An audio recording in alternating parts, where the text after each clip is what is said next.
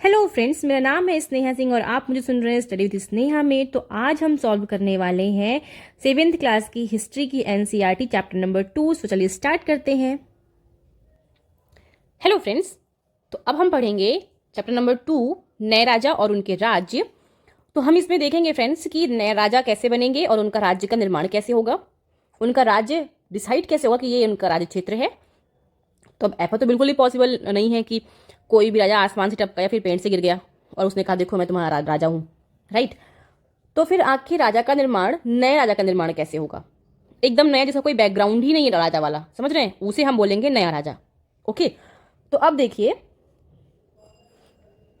Suppose करिए कि यहां पर कोई राजा है और ये है उसका पूरा राज्य क्षेत्र।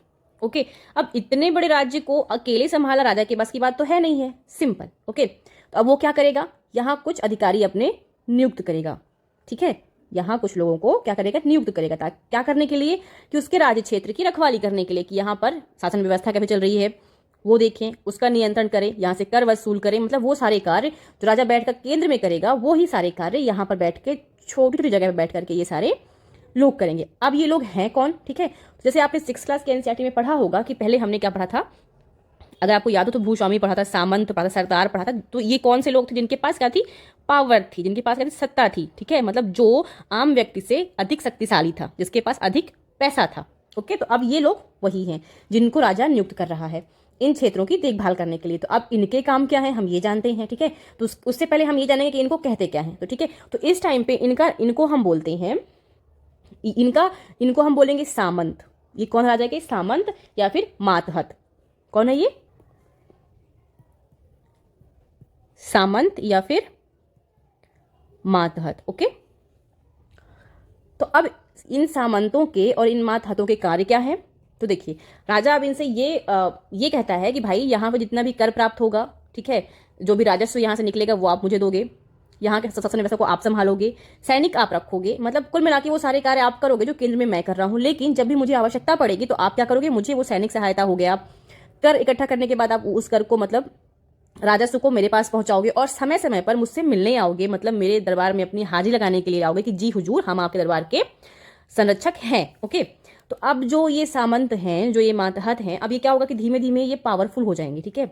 अब जब ये पावरफुल हो जाएंगे तो मान लीजिए ये सामंत है, ठीक। अब ये इतना पावरफुल हो चुका है कि इनसे इनसे इनसे ये पावरफुल हो चुका है। तो इसने अपने आप को क्या घोषित कर दिया, महासामंत या फिर महामंडलेश्वर। तो जो अधिक पावरफुल होते जाएंगे तो वो अपने आगे क्या लगा देंगे, महा, मतलब ना भारी भरकम नाम रखेंगे अपना। और इसके बाद में अगर ये काफी ज्यादा स्वतंत्र, मतलब अपने आप को समझ रहा है कि ये काफी पावरफुल है और जो सत्ता में बैठा हुआ, केंद्र में बैठा हुआ राजा है, इस राजा से ये क्या कर देगा, खुद को स्वतंत्र घोषित कर देगा कि मैं अब आपको ना तो कोई कर दूंगा और ना ही कोई सैनिक सहायता दूंगा। इसने अपने आप को क्या कर दिया, स्वतंत्र घोषित कर दिया। तो अब ये क्या हो गया, अब ये हो गया नया राजा।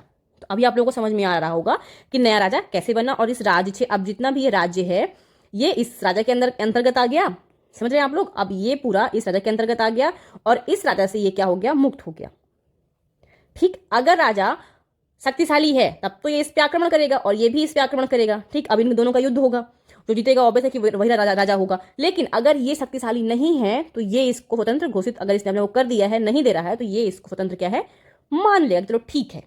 तो अभी आपको समझ में आ गया कि नए राजा का उदय कैसे होगा। अब हम पढ़ते हैं आगे के लेसन में हमारे क्या दिया हुआ है। तो बात हो रही है 7वीं शताब्दी के बाद कई राजवंशों का उदय हुआ, हम जो देखेंगे। तो देखिए, इसमें मुख्यतः 3 राजवंश है, ठीक है, मतलब 3 पैराग्राफ बने हुए हैं। एक ये हो गया, एक ये हो गया और एक ये हो गया। देखिए इसमें कौन कौन है, एक हो गए इंद्रप्रस्थ, एक हो गए चाहमान, एक हो गए गुर्जर प्रतिहार, एक हो गए परमार, चंदेल, ठीक है। यहाँ पे देखिए पाल राजवंश है। ओके, यहाँ पर है राष्ट्रकूट, जिसकी राजधानी क्या है, मालखेद है या फिर मानिखेद भी बोल सकते हैं इसको। और यहाँ चोल, चेर, पांड्य ये सब है। और इधर क्या है, पूर्वी चालुक्य रह रहे हैं। तो इस मैप को आप लोग सही से देख लो। यहाँ पे हमारे एक पीटी के लिए इंपॉर्टेंट प्रीलिम का एक फैक्ट है, तो हम उसको पहले देखते हैं। एलोरा की गुफा 15 का भित्ति चित्र, जिसमें विष्णु को नरसिंह अर्थात पुरुष सिंह के रूप में दिखलाया गया है, यह राष्ट्रकूट काल की कृति है। तो ये पूछ सकता है कि एलोरा की गुफा भित्ति चित्र जिसमें विष्णु को नरसिंह अर्थात पुरुष सिंह के रूप में दिखाया गया है, यह किस काल की कृति है। तो आपको ध्यान रखना है कि किस काल की कृति है, यह है राष्ट्रकूट काल की, ठीक है, राष्ट्रकूट काल की, आपको ध्यान रखना है, ये पीटी का एक फैक्ट है। अब देखते हैं नए राजवंशों का उदय। 7वीं सदी आते आते उपमहाद्वीप के विभिन्न भागों में बड़े भूस्वामी और योद्धा सरदार अस्तित्व में आ चुके थे। राजा लोग उन्हें प्रायः क्या बोलते, मातहत, देखिए मातहत या सामंत के रूप में मानता देते थे, और उनसे क्या उम्मीद करते थे, उनसे उम्मीद की जाती थी कि वे राजा या स्वामी के लिए उपहार लाएं, उनके दरबार में हाजिरी लगाएं और उन्हें सैन्य सहायता प्रदान करें।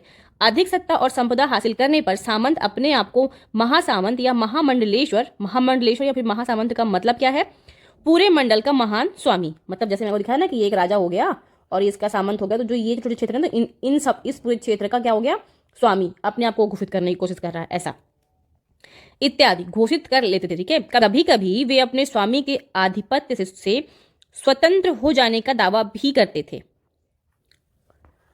इस तरह का एक उदाहरण भी हमारे पास है, दक्कन के किसका, राष्ट्रकूटों का, ठीक है। उसमें से क्या हुआ देखते हैं। दक्कन के जो राष्ट्रकूट थे वे कर्नाटक के चालुक्य राजाओं के अधीनस्थ थे, ठीक है। अभी जो किसके, चालुक्य राजाओं के क्या थे, अधीनस्थ थे, लेकिन जो राष्ट्रकूट राजवंश का एक व्यक्ति था जिसका नाम था राष्ट्रकूट प्रधान दंतिदुर्ग, क्या नाम था इसका, दंतिदुर्ग ने अपने चालुक्य स्वामी की अधीनता से इनकार कर दिया। किसने, दंतिदुर्ग ने।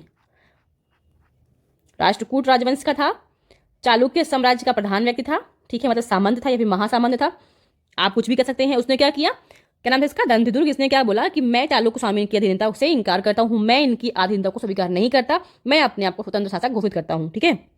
अब इसमें क्या होगा, अब इसका अर्थ ये होता है चालुक्य राजवंश का जो राजा है, या तो वो इसको स्वतंत्र घोषित अगर अपने आप को कर लिया है तो वो मान ले, ठीक है, या फिर उससे वो फाइट करे।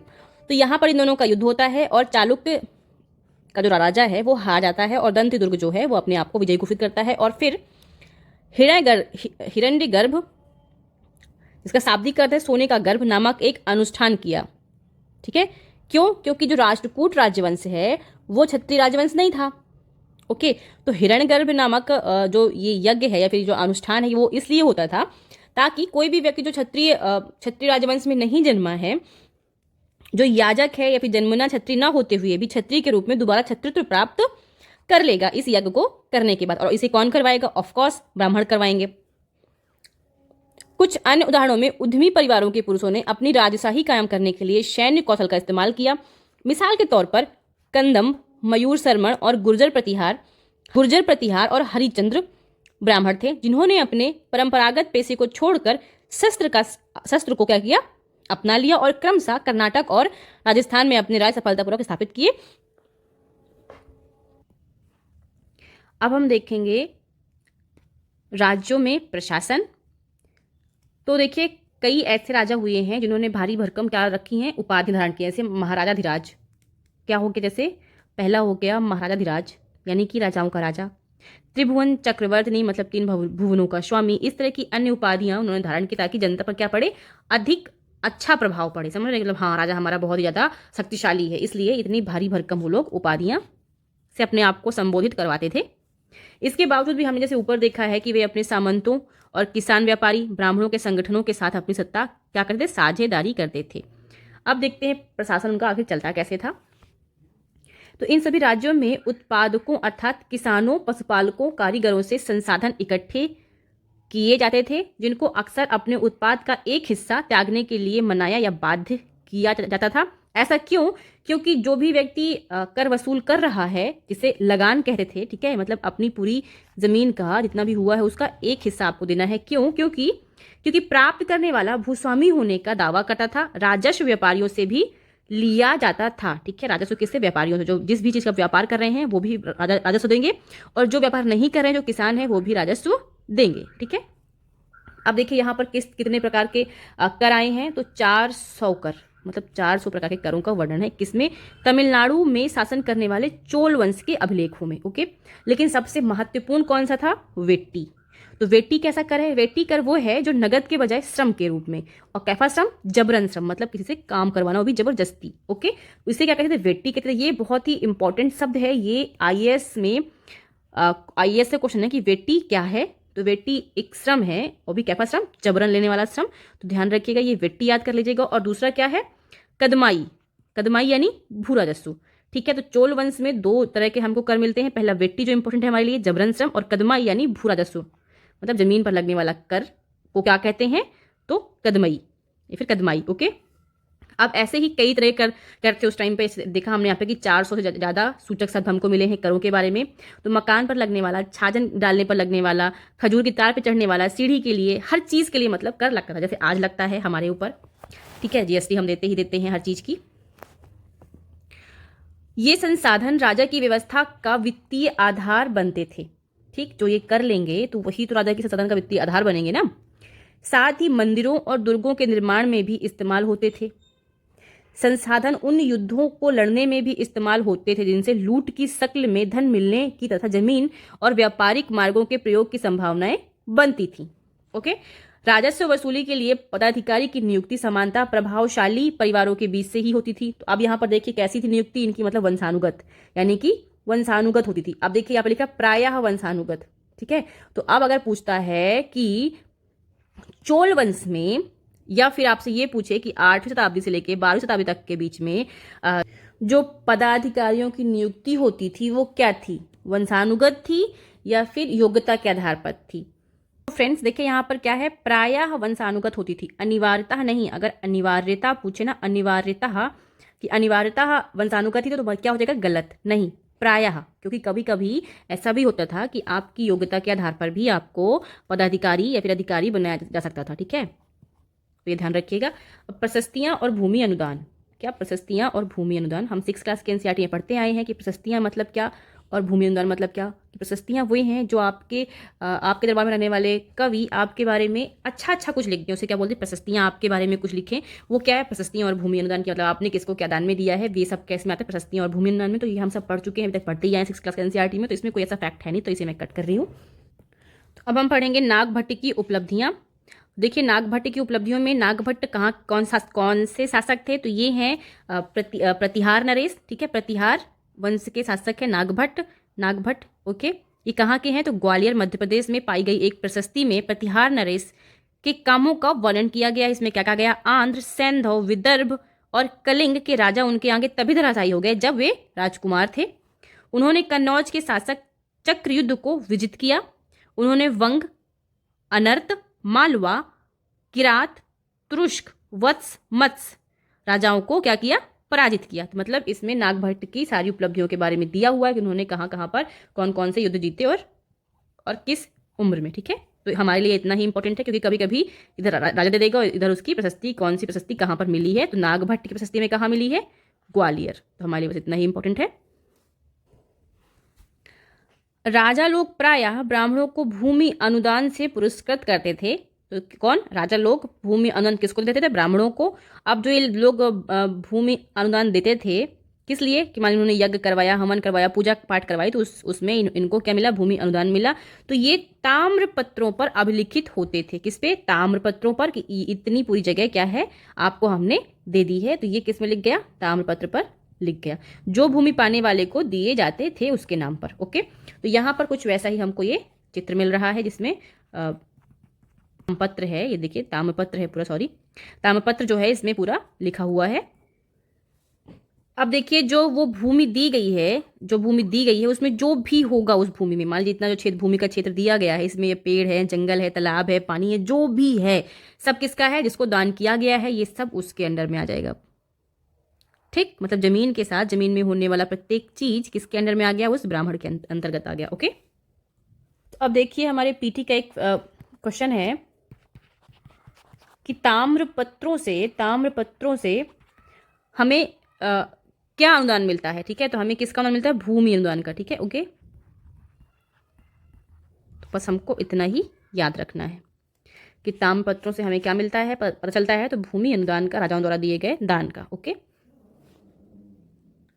क्योंकि इनमें ही लिखा होता था कि भाई इतनी योजन जमीन हमने इस ब्राह्मण को दान किया है। तो देखिए फिर से वही बात आ गई कि भूमि के साथ क्या क्या दिया जाता था। तो उस ब्राह्मण को दान में दी गई भूमि के साथ कुछ भी फलदार वृक्ष, पानी, भूमि, बगीचे, फलोद्यान, पेड़, कुएं, खाली जगह, चारागाह, एक गांव, बाम्बी, चबूतरे, नहरें, खाइयां, नदियां, दलदली जमीन, हौज, अन्नागार, मछलियां, तालाब, मधुमक्खी, छत्ते और गहरी झीलें, कुछ भी वो सब किसके अंतर्गत आएगा, उस ब्राह्मण के अंतर्गत आ जाएगा। अब यहाँ से क्या है, वो ब्राह्मण इन सब चीजों पे क्या लगा सकता है, कर, क्योंकि ये किसका हो गया, ये इस ब्राह्मण का हो गया। अब इन सब चीज़ों में ब्राह्मण क्या कर सकता है, कर लगा सकता है। तो अब यहीं से ब्राह्मण क्या होने लग जाते हैं, अब ब्राह्मण ताकत, तो जैसे अब एक क्षेत्र मिला, फिर दूसरा मिलेगा, फिर तीसरा मिलेगा, तो यहाँ से क्या हो जाएगा, ब्राह्मण भी ताकतवर, धीमे धीमे धीमे धीमे इनकी क्या होगी, ग्रोथ होगी। ठीक है बच्चों, तो पीटी का ये भी एक फैक्ट है, हालांकि आता नहीं है, मे भी अगर आ जाए कि ब्राह्मणों को जमीन दान देने के साथ में और क्या क्या दान में मिलता था, कि उन पर लगी हुई फसल, उन पर बने हुए उन जमीन पर लगी हुई वृक्ष या फिर नदियां, तालाब, जो भी उस जमीन पर है, तो आपका आंसर होगा कुछ भी, मतलब उस जमीन पर कुछ भी हो, सब ब्राह्मण का ही है। ओके, अब आगे बढ़ते हैं। अब यहाँ पर देखिए एक बहुत ही बड़े ग्रंथ की चर्चा हो रही है, जो ग्रंथ किस में लिखा गया है, संस्कृत में लिखा गया है। की शताब्दी में लिखा गया है, तो 12वीं शताब्दी में लिखा गया है। ठीक है, संस्कृत में लिखा गया और किन राजाओं के बारे में लिखा गया है, तो यहाँ पर बात हो रही है कश्मीर पर शासन करने वाले राजाओं का इतिहास दर्ज है। ठीक है, तो इसे किसने लिखा है, तो इसे लिखा है कल्हड़ नामक एक रचनाकार द्वारा लिखा गया है। अब कल्हड़ ने जो ये संस्कृत काव्य है, कल्हड़ द्वारा जो ये संस्कृत काव्य है, इसका नाम क्या है, तो इसका नाम है राजतरंगिणी। क्या नाम है, राजतरंगिणी। तो अब आप लोग ध्यान रखिएगा कि संस्कृत काव्य में हमें कश्मीर के राजाओं के बारे में जानकारी मिलती है, किसके काव्य से, तो कल्हड़ की राजतरंगिणी से। इसे हम भारत का पहला इतिहास कह सकते हैं, जिसे मतलब इतिहास लिखने का प्रयत्न किया गया था, किसमें, तो राजतरंगिणी में। क्यों, क्योंकि इसमें सिर्फ प्रशंसा नहीं लिखी हुई है, ठीक है, इसमें आलोचनात्मक रुख दिखता है। कैसा, आलोचनात्मक रुख, मतलब जो सही है वो भी है, जो गलत है वो भी है। इसे हम क्या कहते हैं, इतिहास कहते हैं। तो ये पहली ऐसी पुस्तक है जिसमें हमको इस तरह के लेख मिलते हैं। ठीक है, तो इसीलिए हम इसे क्या कहते हैं, भारत की पहली इतिहास लेखन की किताब राजतरंगिणी किसके द्वारा लिखी गई है, कल्हड़ द्वारा। तो ये पीटी में पूछेगा कि भारत में इतिहास लिखने का पहला प्रयास कल्हड़ की राजतरंगिणी को ही माना जाता है। तो आपको क्या लगाना है कि यह कथन क्या है, बिल्कुल सही है, ध्यान रखिएगा, और चाहे आप इसको रट लीजिएगा। ठीक है, क्योंकि ये कई बार पूछा गया है। अब बढ़ते हैं आगे। धन के लिए युद्ध। अब देखिए यहाँ पे है धन का युद्ध। धन के युद्ध के लिए अब हम पढ़ेंगे त्रिकोणात्मक संघर्ष। कैसा, त्रिकोणात्मक संघर्ष।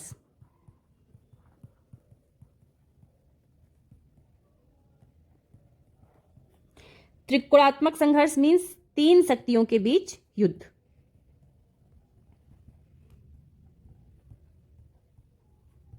ये हमारे पीटी मेंस का भी क्वेश्चन है, पीटी में भी आता है और मेंस में भी आता है। ठीक है, अब स्थान कौन था जहां पे ये युद्ध हुआ है, स्थान कौन था, तो स्थान भी देख लीजिए, स्थान था ये कन्नौज। अब ये कन्नौज कहाँ स्थित था, तो कन्नौज स्थित था गंगा घाटी में। कहाँ, गंगा घाटी में। अब इसमें से कौन कौन से राजवंश थे, तो वो देखते हैं।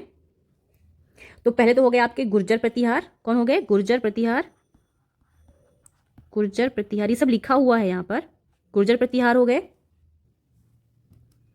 गुर्जर प्रतिहार हो गया। राष्ट्रकूट हो गए, राष्ट्रकूट, ये दक्षिण भारत के हो गए, ध्यान रखिएगा। और इसके बाद में ये हो गए पाल, यानी बंगाल के आसपास के एरिया के। ठीक है, तो इन तीनों की त्रिस्तरीय इनका युद्ध होता है। तो इन तीनों शक्तियों के बीच में आपस में अब क्या होगा, युद्ध होगा। तो यही वो त्रिकोणात्मक संघर्ष अब आप लोगों को शायद समझ में आ गया होगा कि कौन से स्थान पर, तो कन्नौज पर आक्रमण के लिए गुर्जर प्रतिहार, राष्ट्रकूट, पाल, ये तीनों एक दूसरे से लड़ रहे थे, आपस में ही लड़ रहे थे, जिसका कारण था कि पूरे भारत में क्या आ गई थी, राजनीतिक शून्यता फैलती जा रही थी। इसी कारण हमारे ऊपर विदेशियों का शासन धीमे धीमे क्या हो गया, स्थापित हो गया। जिसमें से कौन थे, तो इस टाइम पे किसका आक्रमण होता है हम पर, अरबों का, और बाद में तुर्कों का। वो भी आक्रमण ही नहीं, सफल आक्रमण। क्यों, क्योंकि अब धीमे धीमे जो मजबूत शक्तियां थी वो क्या हो रही थी, कमजोर होती जा रही थी, क्योंकि ये आंतरिक युद्ध में ही इतना ग्रसित थी कि इनको बाहरी आक्रमणों से इतना इनको दिखाई नहीं दिया था, या फिर कह सकते हैं कि फर्क उस टाइम पर नहीं पड़ रहा था। और किस स्थान के लिए, कन्नौज, यानी कि गंगा घाटी के मैदान के लिए इनका आंतरिक युद्ध मतलब त्रिकोणात्मक संघर्ष चल रहा था। तो आई होप आप लोगों को समझ में आ गया होगा और आप लोगों को मजा भी आ रहा होगा पढ़ने में। तो देखिए जो मैंने आपको ऊपर बताया यहाँ पे वही सब लिखा है। इसमें बस एक चीज है कि देखिए जो शासक थे, अगर ये एक दूसरे से लड़ रहे हैं तो ये किस पे आक्रमण करते थे, मंदिरों पर। ठीक है, मंदिरों को भी अपना निशाना बनाते थे। क्यों, क्योंकि वहां पर बहुत अधिक संपत्ति होती थी। क्या थी, बहुत अधिक संपन्न क्या होते थे, मंदिर होते थे, क्योंकि वहां पर हमको बहुत अधिक संपत्ति मिलती थी, उसका वो लोग लूट करते थे। जैसे अफगानिस्तान की गजनी का सुल्तान, देखिए यहाँ पे लिखा हुआ ना, अफगानिस्तान के गजनी का सुल्तान महमूद ऐसे शासकों में से सबसे प्रसिद्ध है। उसने 997 से लेकर के 1030 ईस्वी तक शासन किया और अपने नियंत्रण का विस्तार मध्य एशिया के भागों, ईरान और उपमहाद्वीप के उत्तर पश्चिमी हिस्से तक किया। वह लगभग हर साल उपमहाद्वीप पर हमला करता था। उसका निशाना था संपन्न मंदिर। तो उसके निशाना क्या थे? संपन्न मंदिर, जिसमें गुजरात का सोमनाथ मंदिर, कौन सा मंदिर? सोमनाथ मंदिर भी शामिल है। ठीक है। महमूद जो धन उठा ले गया उसका बहुत बड़ा हिस्सा गजनी में एक वैभवशाली राजधानी के निर्माण में खर्च हुआ। तो ये हमारे लिए इतना इंपॉर्टेंट नहीं है, बस इससे हमको इतना ही जानकारी मिलती है कि जब भी दो राजा एक दूसरे के ऊपर निशाना बनाते लड़ते थे तो वो किस पर आक्रमण करते थे? मंदिरों पर। क्यों? क्योंकि मंदिरों पर ही ओरिजिनल खजाना होता था, लोग दान धर्म करते थे, तो मंदिर बहुत बहुत संपन्न होते थे उस समय के, तो इसलिए लोग मंदिरों पर आक्रमण करते थे। और उसका सबसे बड़ा एग्जाम्पल हमारे पास ये महमूद गजनवी है। ठीक है। और इसके बारे में हमको साक्ष्य कहाँ से मिलता है कि महमूद गजनवी ने सोमनाथ मंदिर को लूटा है? तो इसने अपनी एक पुस्तक लिखवाई थी, उसमें अल बेरूनी, ठीक है, अल बेरूनी नामक एक विद्वान को इस उपमहाद्वीप का लेखा जोखा लिखने का काम सौंपा था। ठीक है। अरबी में लिखी गई उसकी कृति किताब अल हिंद। तो क्या नाम है इस किताब का? किताब अल हिंद। लिखा किसने है? अल बेरूनी ने। ठीक है। किस लैंग्वेज में लिखी गई है? तो अरबी में। तो देखिए ये तीनों फैक्ट हमारे पीटी के लिए बहुत इंपॉर्टेंट है। पहला क्या कि महमूद गजनवी के युद्धों का वर्णन हमें किस किताब में मिलता है? तो किताब अल हिंद में मिलता है। अब इसे लिखा किसने है? तो अल बेरूनी ने लिखा है। अब किताब अल हिंद किस भाषा में लिखी गई है? तो ध्यान रखिएगा अरबी भाषा में। ऑप्शन में आपका तुर्की लिख सकता है, कोई और भी भाषा लिख सकता है, तो ध्यान रखिएगा किस भाषा में लिखी गई है? अरबी में, तुर्की में नहीं लिखी गई है। तो ये हमारे पीटी के फैक्ट्स हो गए। तो देखिए अब यहाँ पर चहमान वंश के बारे में थोड़ा जानते हैं। चहमान यानी कि चौहान वंश, ठीक है, जिन्हें बाद में चौहान के रूप में जाना गया। ये दिल्ली और अजमेर के आसपास के क्षेत्र पर शासन करते थे। कहाँ? दिल्ली और अजमेर के आसपास के क्षेत्रों पर। और इन्होंने किसको टक्कर दी थी? तो इन्होंने गुजरात के चालुक्यों और पश्चिम में उत्तर प्रदेश के गहड़ वालों से टक्कर लेनी पड़ी थी। अब चौहान वंश के सबसे प्रसिद्ध शासक हमारे कौन हुए थे? तो पृथ्वीराज तृतीय थे, जो तृतीय शासक थे। ठीक है। इनका शासनकाल कब से कब था? तो 1168 से 1192 तक इन्होंने शासनकाल, इनका शासनकाल था, जिसने सुल्तान मोहम्मद गोरी नामक अफगान शासक को 1191 में हरा दिया था। पहले ही युद्ध में इन्होंने किसको? मोहम्मद गोरी को हरा दिया था, और दूसरे युद्ध में ये खुद हार गए थे और उनके हाथों मारे गए थे। अब दोस्तों अगर आप लोगों को याद हो तो एक पृथ्वीराज चौहान करके एक पिक्चर आई थी। पृथ्वीराज चौहान पूरे हिंदुस्तान के इकलौते ऐसे वीर शासक थे जिसके बारे में हम अगर स्टोरी लिखना चाहें तो इतनी बेहतरीन, इतनी खूबसूरत स्टोरी लिख सकते हैं जिसे कहिए। लेकिन इस पिक्चर को देखने के बाद ना मुझे इतनी तकलीफ हुई थी कि ऐसा लग रहा था कि ये चौहान शासक जो है, पृथ्वीराज चौहान जो है, इनको कुछ नहीं आता है, युद्ध करना नहीं आता है, राजनीति नहीं आती, बस इन्हें आता है तो क्या? प्रेम करना। मतलब इनको साउथ के हीरो से कुछ सीखना चाहिए। साउथ के जो डायरेक्टर हैं, हमारे नॉर्थ वाले डायरेक्टर्स को साउथ के डायरेक्टर से सीखना चाहिए कि कैसे स्क्रिप्ट लिखते हैं, कैसे अपने राजा को दिखाते हैं, कैसे प्रेजेंट करते हैं। इतनी तकलीफ हुई ना दोस्तों इस पिक्चर को देख कर कि मैं आपको क्या बताऊं। मतलब उसमें कुछ नहीं, इतनी बकवास वाहियात पिक्चर थी कि मैं आपको बता नहीं सकती। हालांकि क्या कर सकते हैं अब इसमें हम यहाँ में। अब हम पढ़ते हैं चोल राज्य, नजदीक से एक नजर देख लेते हैं। तो इनके 3 महत्वपूर्ण राज्य थे। आइए देखते हैं कौन कौन से। तो पहला है गंगई कोंड चोलपुरम, महत्वपूर्ण नगर था इनका। फिर उरैयूर था, तंजावुर था। ठीक है। तो आइए देखते हैं, पढ़ते हैं इनके बारे में। उरैयूर से तंजावुर तक। तो पहला फैक्ट जो हमको याद रखना है वो क्या है कि चोल वंश सत्ता में कैसे आए। क्या कि चोल वंश सत्ता में कैसे आए? तो उस समय कावेरी डेल्टा, यानी कि जो कावेरी का डेल्टा था जो हमने ऊपर देखा, यानी कि ये क्षेत्र। ओके। तो ये क्या है? पूरा कावेरी डेल्टा है। अभी देखिए कह रहा है कि कावेरी डेल्टा में मुट्टैयार, क्या नाम के? मुट्टैयार नाम के एक प्रसिद्ध मुखिया परिवार की सत्ता थी। कहाँ पे? कावेरी डेल्टा में मुट्टैयार नाम से प्रसिद्ध एक छोटे से मुखिया परिवार की क्या थी? सत्ता थी। वे कांचीपुरम के पल्लव राजाओं के मातहत थे। किसके? पल्लव राजाओं के। ध्यान रखिए कांचीपुरम के जो पल्लव थे उनके क्या थे? मातहत थे। उरैयार के चोलवंशी प्राचीन मुखिया परिवार के विजयालव ने 9वीं सदी के मध्य में मुट्टैयारों को हराकर इस डेल्टा पर क्या कर लिया? कब्जा जमा लिया। तो देखिए अब ये पीटीए क्वेश्चन बन के आ जाएगा, ठीक है, कि चोल वंश की स्थापना किसने करी? तो ऑफकोर्स विजयालय ने करी। ध्यान रखिएगा विजयालय ने मुट्टैयारों को हरा दिया। किसको? मुट्टैयारों को हरा दिया था और इस डेल्टा पर यानी कि कावेरी डेल्टा पर क्या क्या कब्जा किया। तो चोल वंश का संस्थापक कौन हुआ? विजयालय हुआ। आगे बढ़ते हैं। उसने वहां तंजावुर शहर और निशुंभ सूदिनी देवी का मंदिर बनवाया। तो अब पीटी का सेकंड क्वेश्चन हमारा है कि तंजावुर शहर का निर्माण किसने किया? तंजावुर शहर किसने बसाया? तो इसका आंसर क्या हो जाएगा? विजयालय ने बसाया। निशुंभ सूदिनी देवी का मंदिर किसने बनवाया? तो विजयालय ने बनवाया। लेकिन ध्यान रखिएगा कि जो विजयालय है ये स्वतंत्र शासक नहीं है, स्वतंत्र शासक नहीं है, अभी भी ये किसके अधीन है, पल्लव राजाओं के अधीन है। लेकिन फिर भी पीटीए क्वेश्चन यही बनेगा कि चोल वंश का संस्थापक कौन है, तो विजयालय, ध्यान रखिएगा। तो अब देखिए विजयालय के यहाँ पे उत्तराधिकारियों के बारे में बताया गया है, ठीक है। इसके बहुत सारे उत्तराधिकारी थे, तभी हम 7th क्लास के एनसीईआरटी पढ़े, तो इतना हमें फैक्ट मतलब इतना हमें जानने की जरूरत नहीं है, क्योंकि हम आगे ऑलरेडी पढ़ेंगे। सबसे महत्वपूर्ण राजा जो था इस टाइम पे, तो वो कौन था, राजराज प्रथम, जो सबसे शक्तिशाली चोल शासक माना जाता है। 985 में राजा बना कौन, राजराज प्रथम, और इसी ने इनमें से ज्यादातर क्षेत्रों पर अपने नियंत्रण का विस्तार किया। उसने साम्राज्य के प्रशासन का भी पुनर्गठन किया। राजराज के जो पुत्र था राजेंद्र प्रथम, तो राजराज का पुत्र का क्या नाम था, राजेंद्र प्रथम, ने उसकी नीतियों को जारी रखा और उसने गंगा घाटी, श्रीलंका, दक्षिण पूर्व एशिया के देशों पर हमला भी किया। इन अभियानों के लिए उसने एक जल सेना भी बनाई थी, ठीक है। इसमें इतना इंपॉर्टेंट कुछ है नहीं, लेकिन फिर भी ये 2-3 फैक्ट जो हैं इनको आपको याद रखना है। अब इसके बाद देखिए भव्य मंदिर और कांस्य मूर्तिकला। तो तंजावुर में राजराज ने एक मंदिर बनवाया था जिसका नाम था बृहदेश्वर मंदिर। बृहदेश्वर मंदिर एनसीईआरटी में इसका नाम नहीं दिया हुआ है, लेकिन मैं आपको बता रही हूं, तो इसको आप लोग रट लीजिएगा, ठीक है। किसने बनवाया था, राजराज ने बनवाया था। और ये किस शैली का बना है, तो द्राविड़ शैली का बना है। किस शैली का, द्राविड़ शैली का, ठीक है। तो किसने बनाया, राजराज प्रथम ने बनवाया है बृहदेश्वर मंदिर। किस शैली का, द्राविड़ शैली का। 3 शैलियां हैं टोटल हमारे पास, कौन कौन सी हैं, 3 तरह की हैं शैलियां। तो पहली कौन सी है, नागर, दूसरा है बेसर और तीसरा है द्राविड़। और गंगई, एक मिनट, हाँ, और गंगई कोंडचोलपुरम, ये जो मंदिर है गंगई कोंडचोलपुरम नामक मंदिर किसने बनवाया, राजेंद्र प्रथम ने बनवाया था। तो इसको आप लोग याद रखिएगा। और इसमें इतना इंपॉर्टेंट कुछ है नहीं है। अब हम आगे बढ़ते हैं। ये देखिए यहां पर लिखा हुआ है गंगई कोंडचोलपुरम का मंदिर।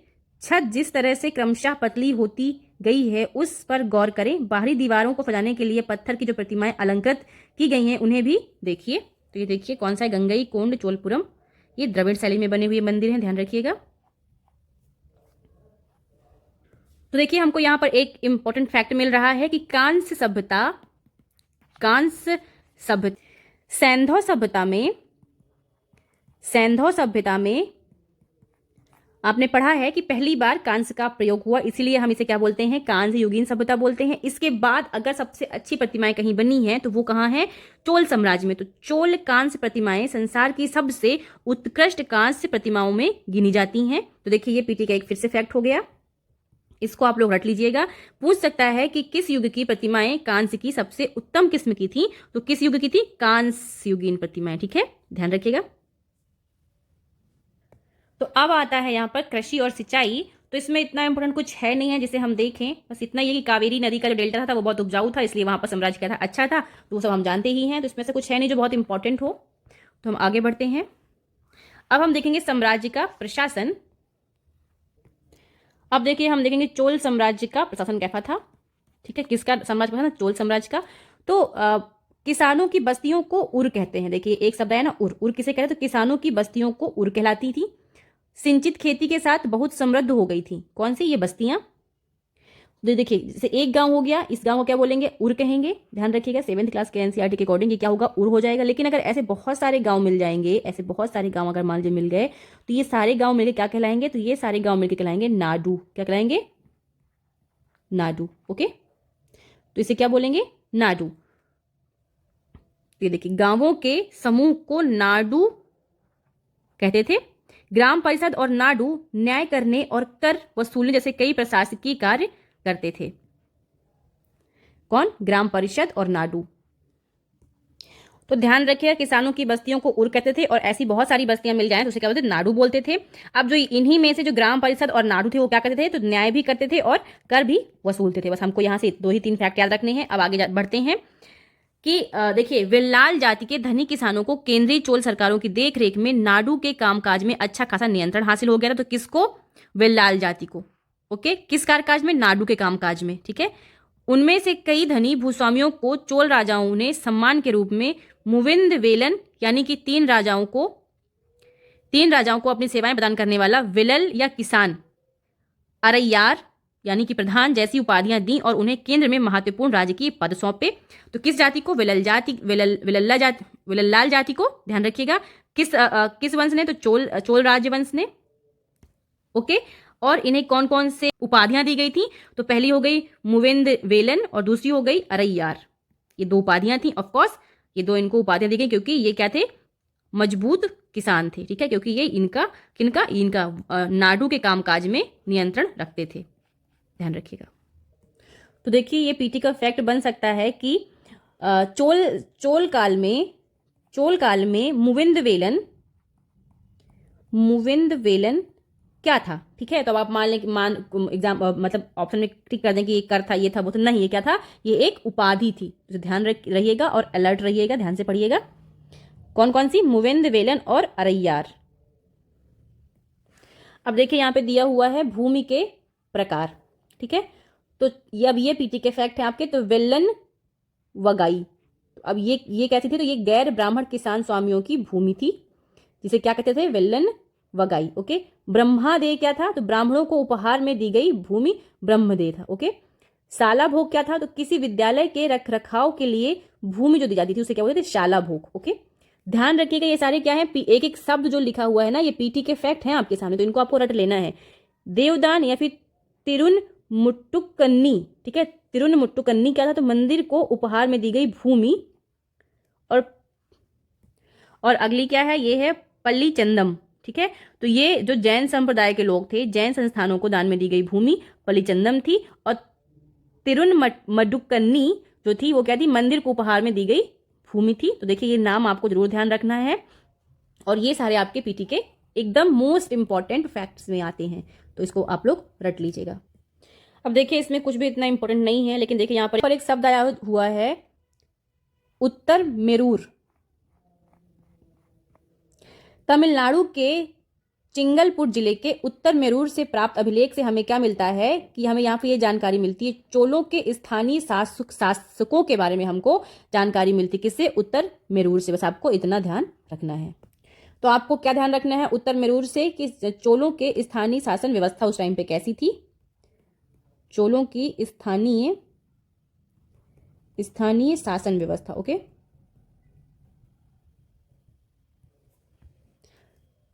बस आप लोगों को इतना ही ध्यान रखना है, बाकी इसमें कुछ भी इतना इंपॉर्टेंट नहीं है। अब आगे बढ़ते हैं। अब देखिए यहाँ पर अभिलेख और लिखित सामग्री जो हमने भी ऊपर पढ़ा, उत्तर मेरूर अभिलेख के अनुसार सभा का सदस्य कौन कौन हो पाएगा उसके बारे में यहाँ पर हमको जानकारी मिलती है। तो सभा की सदस्यता के लिए इच्छुक लोगों की ऐसी भूमि का स्वामी होना चाहिए जहां से भू राजस्व वसूला जाता हो। तो पहली कंडीशन क्या थी? कि ऐसा मतलब ऐसी जमीन का मालिक हो वो जहां से क्या हो? भू राजस्व वसूला जाता हो। उसके पास अपना घर होना चाहिए। दूसरा, उसकी उम्र 35 से 70 वर्ष के बीच होनी चाहिए। उन्हें वेदों का ज्ञान होना चाहिए। उन्हें प्रशासनिक मामलों की अच्छी जानकारी होनी चाहिए और ईमानदार होना चाहिए। यदि कोई पिछले 3 सालों में किसी समिति का सदस्य रहा है तो वह किसी और समिति का सदस्य नहीं बन सकता है। देखिए ये इंपॉर्टेंट है, ध्यान रखिएगा। जिसने अपने या अपने संबंधियों के खाते जमा नहीं कराए हैं वह चुनाव नहीं लड़ सकता था। अब देखिए आता है तांग वंश के युग का चीन। तो ये तो हमको पढ़ने की जरूरत है नहीं है, ये हमारे किसी काम का नहीं है, ये चाइना के बारे में है। सो फ्रेंड्स, हमारा सारा चैप्टर कंप्लीट हो गया है और आज मैं आपके साथ में अभ्यास नहीं करवाऊंगी, अभ्यास प्रश्न आपको सॉल्व नहीं करवाऊंगी। क्यों? क्योंकि ये हम करेंगे कल के लेसन स्टार्ट होने से पहले हम अभ्यास प्रश्न को सॉल्व करेंगे। इसी बहाने हमारा क्या होगा? रिवीजन हो जाएगा। तो हम कल ही देखेंगे। सो फ्रेंड्स, चलती हूँ। जय हिंद, जय भारत। आप पढ़ते रहिए, मुस्कुराते रहिए, अपना ख्याल रखिए। जय हिंद, जय भारत।